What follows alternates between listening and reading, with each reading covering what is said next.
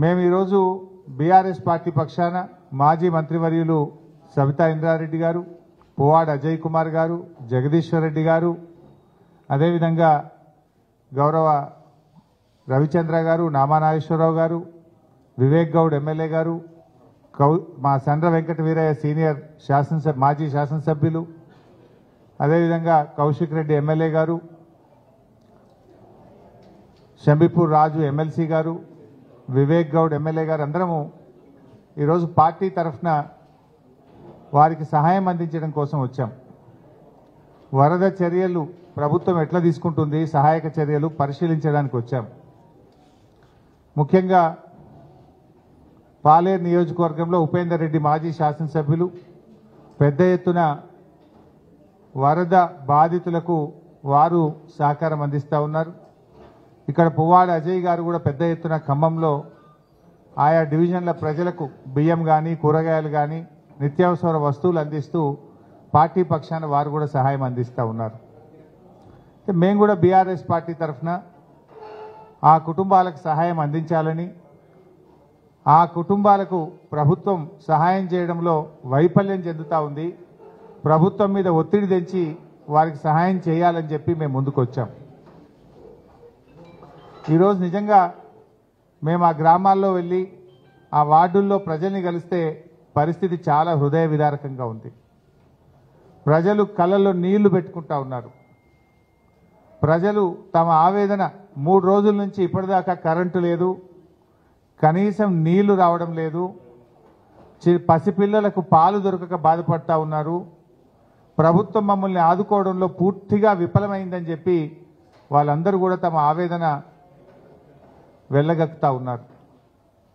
వాళ్ళు చాలా స్పష్టంగా చెప్పారు, గతంలో బీఆర్ఎస్ ప్రభుత్వం ఉన్నప్పుడు మాకు ముందస్తుగా మైక్లో అనౌన్స్మెంట్ ఉండేది, మమ్మల్ని అలర్ట్ చేసి జాగ్రత్తగా బయటకు తీసుకెళ్లారు, తర్వాత కూడా ప్రభుత్వం నుంచి మాకు మంచిగా సహకారం అందింది, కానీ ఈ ప్రభుత్వం ప్రజల్ని అలర్ట్ చేయడంలో ఫెయిల్ అయిపోయింది, ప్రజల్ని కాపాడడంలో ఫెయిల్ అయిపోయింది. 9 మంది ఎమ్మెల్యేలను గెలిపిస్తే 9 మందిని కాపాడలేకపోయినారు, కనీసం హెలికాప్టర్ పంపలేకపోయినారు. ఈ ముఖ్యమంత్రికి వ్యంగ్యం ఎక్కువ, పంతనం తక్కువ. ఎక్కడ చూడు వ్యంగ్యమే ఆయనకు. ఇప్పుడు పాలనపై పట్టుగోల్పై రేవంత్ రెడ్డి చీటికి మాటికి ప్రతిపక్షాల మీద బురద జల్లుతా ఉన్నాడు. ఇది నీ పరిపాలన వైఫల్యం. వాతావరణ శాఖ హెచ్చరించినా నువ్వు మేల్కొనలేదు. పెద్ద ఎత్తున వర్షాలు పడబోతున్నాయి, వాయుగుండం వచ్చింది అని వాతావరణ శాఖ హెచ్చరించినా ఈ ప్రభుత్వం ముందస్తు చర్యలు తీసుకోకపోవడం వల్లనే రాష్ట్రంలో ఇవాళ పెద్ద ఎత్తున ప్రాణాలు పోయినాయి, తీవ్రమైనటువంటి ఆస్తి నష్టం జరిగింది, ప్రజలు చాలా బాధపడతా ఉన్నారు. ఏ ఇంటికి పోయినా చెప్తున్నారు 4 లక్షలు 5 లక్షల నుంచి 10 లక్షల రూపాయల ఆస్తి నష్టం జరిగిందని. కట్టు బట్టలు తప్ప మాకు ఏమీ లేవు, అన్ని సర్వం కోల్పోయాం. మొత్తం నిత్యావసర వస్తువులు తెచ్చిపోయినాయి, బట్టలు తెచ్చిపోయినాయి, సర్టిఫికెట్లు తెచ్చిపోయినాయి, డాక్యుమెంట్లు అన్నీ పోయినాయి. అసలు మా పరిస్థితి ఏందని చెప్పి కన్నీరు మున్నీరు అవుతా ఉన్నారు. పిల్లలు చదువుకున్న సర్టిఫికెట్లన్నీ కూడా నీళ్ళలో తెచ్చిపోయినాయి. ఇంటికి సంబంధించిన డాక్యుమెంట్లు కావచ్చు, వాల్యుయబుల్స్ కూడా పోయినాయి, బంగారం కూడా కొట్టుకుపోయింది. అసలు కట్టు బట్టలు తప్ప మా పెయి మీద ఏం మిగలలేదు. 2 రోజుల నుంచి ఇవే బట్టల మీద ఉన్నాం, వేసుకోవడానికి గుడ్డలు కూడా లేవు, తినడానికి తిండి లేని పరిస్థితి ఉంది, మా పరిస్థితి చాలా ఆందోళనగా ఉంది అని చెప్పి బాధపడతా ఉన్నారు. ఇది పూర్తిగా ప్రభుత్వ వైఫల్యం. కనీసం మంచి నీళ్లు కూడా అందియలేదట. 12 గంటలు డాబాల మీద ఉంటే కనీసం తాగడానికి నీళ్లు కూడా ఈ ప్రభుత్వం అందించలేకపోయింది. అంటే జిల్లా యంత్రాంగాన్ని సమాయత్తం చేయడంలో కానీ, ముందస్తు ప్రణాళికలు చేయడంలో కానీ, హెలికాప్టర్ అందుబాటులో పెట్టుకోవడంలో కానీ, ఎన్డీఆర్ఎఫ్ బృందాలను ఏర్పాటు చేసుకోవడంలో కానీ ప్రభుత్వం పూర్తిగా ఫెయిల్ అయిపోయింది.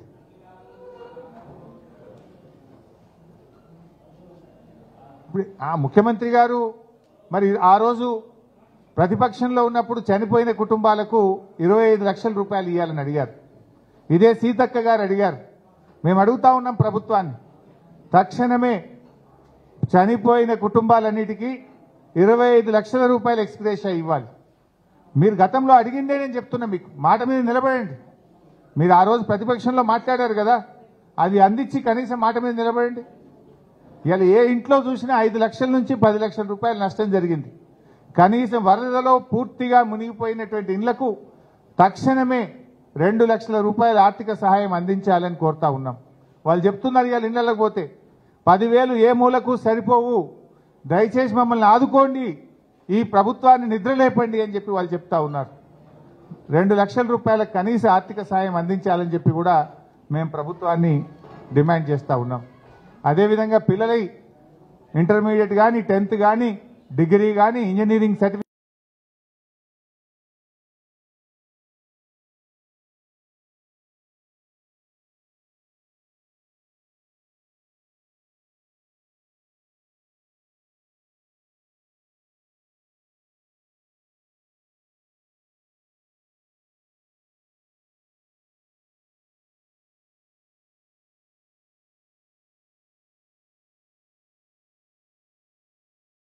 చేసినారు. కానీ ఇలా పరిస్థితి ఏంటంటే నీళ్లు లేవు, ఇవాళ కడగడానికి నీళ్లు కూడా రావట్లేదు. ఏం చేస్తున్నారు? వరద తగ్గి దాదాపు 48 గంటలైనా ప్రజల్ని ఆదుకోరా? అన్నం కూడా పెట్టడంలో ఫెయిల్ అయిపోయింది ఈ ప్రభుత్వం. కనీసం ఇంత భోజనం ప్యాకెట్లన్నా పంపాలి కదా. మీరు బియ్యం ఇస్తే వండుకునే పరిస్థితి లేదు. ఇంట్లో దాదాపు ఒక అడుగు మోకాలు లోతు బురద ఉన్నది ఇళ్లలో. నీళ్లు ఏవైతివి ఆ బురదను తీసుకోవడానికి వాళ్ళు నానా తంటాలు పడుతున్నారు. కట్టుకోవడానికి బట్టలు లేవు, కరెంటు లేదు, నీళ్లు లేవు. బియ్యం ఒక 5 కిలోలు ఇచ్చిపోతే వాళ్ళు ఎట్లా వండుకోవాలి, ఎట్లా తినాలి? కనీసం ఇంత అన్నం ప్యాకెట్లు కూడా సరఫరా చేయడం చేతనైతే లేదా ఈ ప్రభుత్వానికి? పూర్తిగా ఈ ప్రభుత్వం ఒక దివాళకోరు ప్రభుత్వంగా మారిపోయింది. ముఖ్యమంత్రికి వ్యంగ్యం ఎక్కువ. మోకాలికి బోడగొండుకు లింకు పెట్టి పిచ్చి మాటలు మాట్లాడే ప్రయత్నం చేస్తా ఉన్నాడు ముఖ్యమంత్రి గారు. ఇక మేము డిమాండ్ చేస్తా ఉన్నాం. కేంద్రం కూడా ఫెయిల్ అయిపోయింది. ఈరోజు కేంద్ర ప్రభుత్వం కూడా రాష్ట్రాన్ని ఆదుకోవడంలో ఫెయిల్ అయింది. 8+8 = 16 కాదు, 0 అయింది. కేంద్ర బడ్జెట్లో 0, వరద సహాయంలో కూడా నష్టమే అయిపోయింది. ఏమైంది? కేంద్రం నుంచి NDRF బృందాలు ఎందుకు పంపలేకపోయారు? కనీసం ఒక హెలికాప్టర్ని ఎందుకు పంపలేకపోయారు? ప్రాణాలు కాపాడడంలో రాష్ట్ర కేంద్ర ప్రభుత్వాలు ఫెయిల్ అయిపోయినాయి. ముఖ్యమంత్రి గారిని డిమాండ్ చేస్తున్నాం, అఖిల పక్షాన్ని ఢిల్లీ తీసుకుపోండి, మేము వస్తాం. ప్రధానమంత్రిని నిలదీద్దాం, పదండి. ఎందుకు మన రాష్ట్రానికి సాయం చేయరు అడుగుదాం. అఖిల పక్షాన్ని ఢిల్లీకి తీసుకుపోండి. అన్ని పార్టీల వాళ్ళు వస్తాం. బీజేపీ వాళ్ళు వస్తారా రారా ప్రజలు చూస్తారు వాళ్ళ సంగతి. అంటే ఇలా రాష్ట్ర కేంద్ర ప్రభుత్వాల నిర్లక్ష్యానికి ఖమ్మం మహబూబాద్ జిల్లా ప్రజలు బలైపోయింది. ఈరోజు ఎంత వాళ్ళ కళ్ళలో నీళ్ళు వస్తున్నాయి వాళ్ళని చూస్తుంటే. ప్రతి మహిళ వాళ్ళ ఆవేదన, తడిచిపోయిన బియ్యాన్ని చూపిస్తూ ఒక్క వస్తువు కూడా లేదు. కొన్ని అయితే ఇళ్లలో నుంచి కొట్టుకొని పోయినాయట, వరదలో కొట్టుకొని పోయినాయి. అసలు సామాన్లు లేవు అన్నా, స్టీల్ బౌళ్ళు తప్ప ఏమీ మిగలలేదు అని ఒక మహిళ చెప్పింది. ఆ స్టీల్ సామాన్ ఒకటి కొన్ని చోట్ల మిగిలింది బురదల. ఇంకా మిగతాది ఏది పనికిరాదు. ఇక కాగితాలు పోయినాయి, డాక్యుమెంట్లు పోయినాయి, బట్టలు పోయినాయి, డబ్బులు పోయినాయి, సమస్తము కోల్పోయింది. ఆ స్టీల్ సామాన్ ఒక్కటి మిగిలిందన్నా, అంతకు మించి ఇంకేం మిగలలేదని చెప్పి పాపం ఆ మహిళలు కన్నీళ్లు పెట్టుకొని మాట్లాడడం జరుగుతూ ఉంది. ఇవాళ ఎట్లా తయారైందంటే ఈ ప్రభుత్వం చనిపోయినటువంటి వాళ్ళ విషయంలో కూడా సంఖ్యను తక్కువ చేసి చూపే ప్రయత్నం చేస్తుంటారు. ముఖ్యమంత్రి గారు 16 మంది చనిపోయినట్టున్నారు. మా దగ్గర స్పష్టంగా వివరాలు ఉన్నాయి. రాష్ట్రంలో దాదాపు 28 మంది చనిపోయిన వివరాలు ఇప్పుడు మా దగ్గర ఉన్నాయి, పేర్లతో సహా ఉన్నాయి. ఖమ్మం జిల్లాలో 9 మంది, యాకూబ్, సైదాబి, సాంబశివరావు, పద్మావతి, అశ్విని, మోతీలాల్, రాము, ఆదమ్మ, నీలమయ్య. సూర్యాపేటలో నాగం రవి, ఎర్రమల్ల వెంకటేశ్వర్లు, మహబాద్లో నర్సయ్య, శ్రావణి, నాగభూషణం, ములుగులో మహేష్, మల్లికార్జున్, ఆదిలాబాద్లో భోజారాం, నారాయణపేటలో హనుమమ్మ, అంజిలమ్మ, నాగర్ కర్నూల్లో గుర్తు తెలియని వ్యక్తి తాడూరు మండలం చెర్ల తిరుమలాపూర్ గ్రామంలో డెడ్ బాడీ దొరికింది. అదేవిధంగా వనపర్తిలో వడ్డే చంద్రయ్య, పెద్దపల్లిలో పవన్, గోస్కుల కుమార్, కామారెడ్డిలో శివరాములు, సిద్దిపేటలో లక్ష్మణ్, కనకారెడ్డి, రంగారెడ్డిలో శేఖర్, మన్సూర్, 28 మంది పేర్లు మేము చెప్తా ఉన్నాం. టేకులపల్లిలో కూడా ఇంకో 2 చనిపోయారు. ఈ 2 కలిపితే 30 అవుతుంది. అంటే ప్రభుత్వం ఇప్పటివరకు 16 అని చెప్తున్నారు.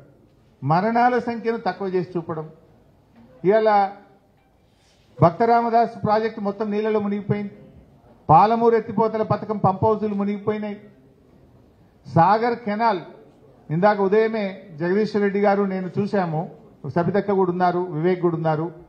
సాగర్ కెనాల్ తెగిపోవడానికి పూర్తిగా ప్రభుత్వ నిర్లక్ష్యమే కారణం. ఆ రోజు తాగునీరు ఖమ్మంకు తెచ్చేటప్పుడు ఎస్కేప్ కెనాల్కు వెల్డింగ్ చేసిండ్రు.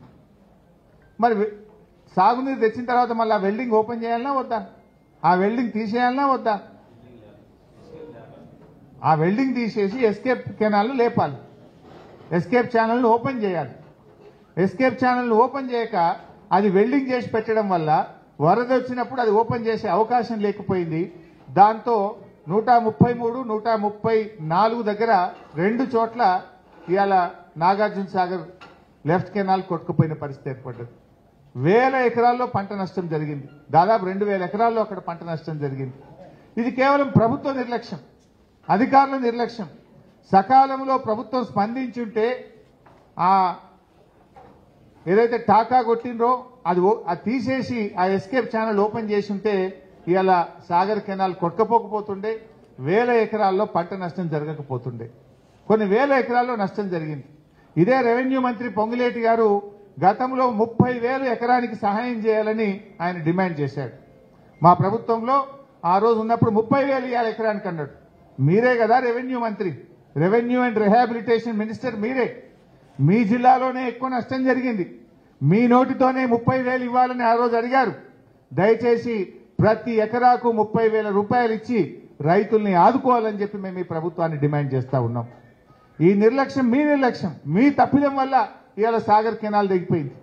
సాగర్ కెనాల్ బాధితులతో పాటు రాష్ట్ర వ్యాప్తంగా ఎక్కడెక్కడైతే పంట నష్టం జరిగిందో గతంలో రెవెన్యూ మంత్రి పొంగులేటి శ్రీనివాస్ రెడ్డి గారు డిమాండ్ చేసిన విధంగా ఎకరానికి 30,000 రూపాయలు ఇచ్చి రైతుల్ని ఆదుకోవండి. చాలా చోట్ల ఇసుక మేట పెట్టింది. ఆ పొలాల్లో ఇసుక మేట పెట్టిన తర్వాత చోట కూడా రైతులు చాలా బాధపడతా ఉన్నారు. వాళ్ళు కూడా మా దృష్టికి తెచ్చారు, కన్నీళ్లు పెట్టుకున్నారు. ఆ ఇసుక మేట తీయాలంటే చాలా కష్టమవుతుంది, కనీసం వారికి 50,000 ఆర్థిక సహాయం ఏ రైతుల పొలాల్లో అయితే ఇసుక మేట పెట్టడం జరిగిందో వారికి సహాయం అందించాలని చెప్పి కూడా మేము కోరుతా ఉన్నాం. ఇవాళ రేవంత్ రెడ్డి గారు ఏది మాట్లాడినా నిన్న కూడా మాట్లాడుతూ మేము ఆర్థిక సాయం చేయాలన్నట్టు. ప్రతిపక్షంలో ఉన్నప్పుడు ఆ రోజు మేము ప్రభుత్వంలో ఉంటే ప్రభుత్వం మాకు సాయం చేయట్లేదని మాట్లాడినాం. ఇవాళ అధికారంలో ఉంటే కూడా మళ్ళీ ప్రతిపక్షాన్ని విమర్శిస్తున్నావు. అంటే ఇది నీ చేతగాంతనం. అధికారంలో ఉన్నా నువ్వే విమర్శిస్తావు, ప్రతిపక్షంలో ఉన్నా విమర్శిస్తావు. ప్రతిపక్షంలో అంటే నువ్వు మమ్మల్ని విమర్శించడం అంటే మేము అర్థం చేసుకుంటాం. ఇవాళ చేయగలిగే స్థితిలో ఉండి అధికారంలో ఉండి ప్రజలకు సేవ చేయడంలో నువ్వు ఫెయిల్ అయిపోయినావు. అసలు ఎక్కడ పోయినావు? మొన్న నువ్వు వరదలు వచ్చినాడు, వరదలు వచ్చిన 24 గంటలు నువ్వు ఇంట్లోనే ఉన్నావు. కనీసం ఒక వీడియో కాన్ఫరెన్స్ పెట్టలే, సెక్రటరియట్కు రాలేదు, ఎక్కడున్నావని నేను అడుగుతా ఉన్నా. You are failed. ఈ రకంగా నీ వైఫల్యాన్ని ప్రతిపక్షాల మీద నీ యొక్క ఫెయిల్యూర్లో నీకు అంటిన బురదను ప్రతిపక్షాలకు అంటించాలి, నీ బురద గడుక్కోవాలని చూస్తున్నావు నువ్వు. కానీ ప్రజలు ఏమంటున్నారు? ఇవాళ ఖమ్మంలో మేము తిరుగుతుంటే అన్నా మీ ప్రభుత్వమే బాగుండే, కేసీఆర్ గారు బాగా చేసిండ్రు అని కొన్ని 100 నోట్ల మేము విన్నాం. ఇవాళ ఏది మాట్లాడినా అంతే. రైతు రుణమాఫీ కాలేదంటే హరీష్ రావు గారు ఇంటింటికి పోయి కాగితాలు జమ చేసి మాకు ఇవ్వాలంటాడు. లేదా కేంద్రం బడ్జెట్ ఇస్తలేదంటే కేసీఆర్ గారు దీక్ష చేయాలంటాడు. వరదలు వచ్చినాయి సాయం చేయంటే బీఆర్ఎస్ వాళ్ళు చేయాలంటాడు. మరి అన్ని మేం చేస్తే నువ్వెందుకు కూర్చున్నావు సీఎం కుర్చీగా? నువ్వు ఉన్నది చేయనీక దేనికోసం? వరదల్లో కూడా రాజకీయం చేస్తావా? నేనేం మాట్లాడిండు మీరు చూడలేదా బ్రదర్? సూర్యాపేటలో మా మీద బురద చల్లిండు, పొద్దున చిట్చాట్లో మమ్మల్ని తిట్టిండు. నిన్న వీళ్ళు కలెక్టరేట్లో మీటింగ్ పెట్టి రివ్యూ చేసిండ్రా బైసాబ్? మీరే ఉన్నారు కదా. 6 ఉపన్యాసం కొట్టిరు. బయటకెళ్ళి వచ్చిన వాళ్ళు 2 జిల్లా మంత్రులు, 3 ముఖ్యమంత్రి, 6 ఉపన్యాసం కొట్టిరు తప్ప జిల్లాలో పంట నష్టం ఎంత జరిగింది, ప్రాణ నష్టం ఎంత జరిగింది, ఆస్తి నష్టం ఎంత జరిగింది, రీహాబిలిటేషన్ క్యాంపులో ఎంతమందిని పెట్టినారు, ఎంతమందికి అన్నం పెడుతున్నారు, కరెంటు పునరుద్ధరణ ఎప్పుడు జరుగుతుంది, ఏం చేద్దాము అనే ఒక ప్రణాళిక గురించి మాట్లాడిందా? కలెక్టరేట్ రివ్యూలో మీరే ఉన్నారు కదా, 6 ఉపన్యాసం కొట్టిండ్రు, గంటన్నర సేపు ఉపన్యాసం కొట్టిండ్రు తప్ప రివ్యూ తక్కువ, ఉపన్యాసం ఎక్కువ. ఆ ఉపన్యాసం ఏంటి? ప్రతిపక్షాలు దిట్టుడు, మా మీద బురద జల్లుడు. అంతకు మించి అసలు మీరు చేయాల్సిన పని ఏంది? Where is the seriousness?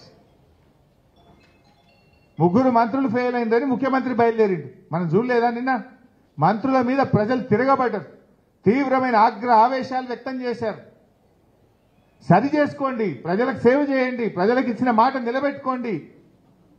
అది మీకు చేత కాదు. మేమొస్తే చివరికి మా మీద కూడా దాడి చేసే ప్రయత్నం చేయాలి.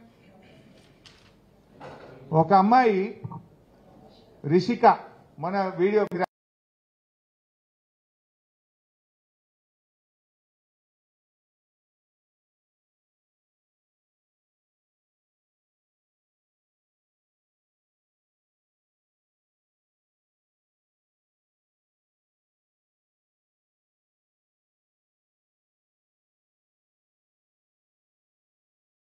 నుండి రాష్ట్ర వ్యాప్తంగా పడుతున్నటువంటి వర్షాలు, దాంట్లో ముఖ్యంగా ఖమ్మం జిల్లాలో తీవ్రమైనటువంటి నష్టం జరిగింది. అయితే మన సూర్యాపేట జిల్లా పరిస్థితి ఏంటంటే నీళ్లు లేవు, ఇవాళ కడగడానికి నీళ్లు కూడా రావట్లేదు. ఏం చేస్తున్నారు? వరద తగ్గి దాదాపు 48 గంటలైనా ప్రజల్ని ఆదుకోరా? అన్నం కూడా పెట్టడంలో ఫెయిల్ అయిపోయింది ఈ ప్రభుత్వం. కనీసం ఇంత భోజనం ప్యాకెట్లన్నా పంపాలి కదా. అసెంబ్లీలో మా సబితక్క లా అండ్ ఆర్డర్లో మీ ప్రభుత్వం ఫెయిల్ అయిందంటే అసెంబ్లీలో ప్రతిపక్షాల మీద దాడి, ప్రజలు ప్రశ్నిస్తే ప్రజల మీద దాడి, జర్నలిస్టులు ప్రశ్నిస్తే నీ సొంత ఊర్లో జర్నలిస్టుల మీద దాడి, రైతులు ప్రశ్నిస్తే రైతుల మీద కేసులు పెడతావు. నిన్న వరద సహాయం అందలేదని అడిగితే పోలీసుల చేత లాఠీ చార్జ్ చేస్తావు. ఇవాళ సాయం చేయడానికి ఒక ప్రధాన ప్రతిపక్ష పార్టీగా మేము ఎమ్మెల్యేలం వస్తే మా మీద కూడా దాడి చేయిస్తారా? అంటే ఏందన్నట్టు మీరు ఏం రాజ్యం నడుపుతారు? ఇదే ఆ ప్రజాపాలన. నీ ప్రజాపాలనలో ప్రజలకు మేము సాయం చేయడానికి వస్తే, ప్రజలకు మేము సహకారం ఇస్తే, ప్రజల కష్టాలు తెలుసుకునే ప్రయత్నం చేస్తే మా అజయ్ గారి కారు మీద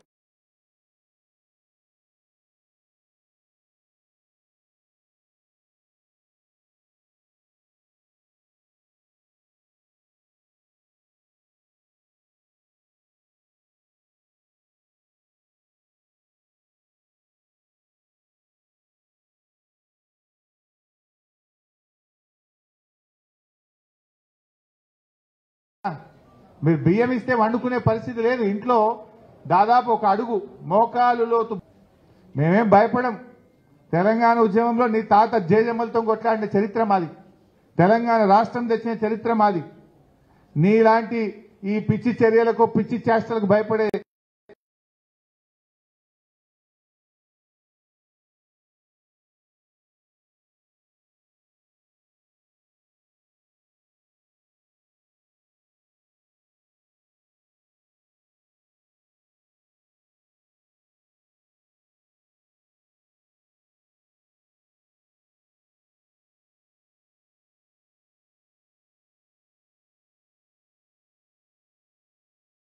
వాళ్ళకి ఇన్పుట్ సబ్సిడీ అందించండి. ఇసుక పెట్టినటువంటి చోట వారికి ఎకరానికి 50,000 రూపాయల సాయం అందించండి. అదేవిధంగా సర్టిఫికెట్లు, డాక్యుమెంట్లు ఎవరైతే నష్టపోయినరో ఇంటి రిజిస్ట్రేషన్ డాక్యుమెంట్లు కానీ, అదేవిధంగా మున్సిపల్ డాక్యుమెంట్స్ అన్ని కూడా పోయినాయి, అదేవిధంగా పిల్లల సర్టిఫికెట్స్ అన్ని కూడా పోయినాయి. వాళ్ళందరికీ కూడా దయచేసి ఉచితంగా సర్టిఫికెట్లు ఇప్పించే కార్యక్రమం చేపట్టండి. ఇళ్లలో పూర్తిగా మునిగిపోయి కట్టుబట్టలు తప్ప ఏమీ లేనటువంటి ఇండ్లు ఉన్నాయి. దాదాపు నాకు తెలిసి ఒక 3,000 ఇళ్లు ఖమ్మంలో ఉన్నట్టుగా ప్రాథమిక అంచనా, మా పార్టీ అంచనా. ఫ్రిడ్జ్లు, టీవీలు, గ్రైండర్లు, కూలర్లు, బట్టలు, బెడ్స్, బియ్యము, సమస్తం బట్టలు తప్ప ఏమీ లేవు. ప్రతి ఇల్లు 4-5 లక్షల నుంచి 10 లక్షలు నష్టపోయింది. వారికి ఇంటికి 2 లక్షల రూపాయల ఆర్థిక సహాయం అందించి ఆ కుటుంబాలను ఆదుకోవాలి, కాపాడాలని చెప్పి బీఆర్ఎస్ పార్టీ డిమాండ్ చేస్తుంది. కేసీఆర్ గారి హయాంలో గతంలో వరదలు వస్తే మా అజయ్ గారు, వీరయ్య గారు, ఉపేందర్ రెడ్డి గారు వీళ్ళందరూ ఆ రోజు రిటైనింగ్ వాల్ కట్టి దీనికి ఒక శాశ్వత పరిష్కారం కావాలని చెప్పి కోరారు. ఆ రోజు కేసీఆర్ గారు 650 కోట్లతోని రెండు వైపులా 8.5 కిలోమీటర్ల రిటైనింగ్ వాల్ ను శాంక్షన్ చేశారు. ఆ పనులు నత్తనడక నడుస్తున్నాయి. ఆ పనులను యుద్ధ ప్రాతిపదికన పూర్తి చేయాలి. ఖమ్మంను శాశ్వతంగా ఈ వరద నుంచి దూరం చేసే విధంగా ఆ రోజు కేసీఆర్ గారు మంజూరు చేసిన పనులను త్వరితగతిన పూర్తి చేయాలని చెప్పి కూడా మేము బీఆర్ఎస్ పార్టీ తరఫున డిమాండ్ చేస్తా ఉన్నాం. Thank you.